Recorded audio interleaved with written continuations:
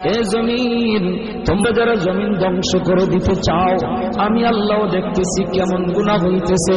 যেই মানুষ আমি আল্লাহ এত আদর করে বানাইলাম, আসমান আল্লাহ বানাইছেন কুন ফায়াকুন বইলা, ফেরেশতা আল্লাহ বানাইছেন কুন ফায়াকুন বইলা, জমিন আল্লাহ বানাইছেন কুন ফায়াকুন বইলা, কিন্তু আমারে আপনারে আল্লাহ পাক কুন ফায়াকুন বইলা বানায় নাই। আমাকে আপনাকে যখন আল্লাহ বানাইছে, খালাকতু বিয়াদাইয়া, আল্লাহ বলে আমি আমার নিজের হাত দিয়া বান্দা বান্দিরে বানাইছি। কারণ এই চেহারার মধ্যে এত দামি কপাল, ওই কপাল দিয়া বান্দা আমার কুদরতি কদমে সেজদা দিবে।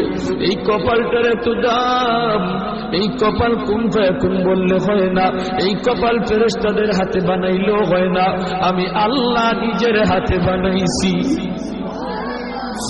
আল্লাহ পাক কই আমি আল্লাহ দেখি জমিনে কেমন অন্যায় হয়, অত্যাচার কেমন জুলুম হয়, জমিনে কেমন অন্যায় হয়, অত্যাচার হয়, কেমন জুলুম হয়, কেমন গুনাহ হয়, আমি আল্লাহ দেখতেছি।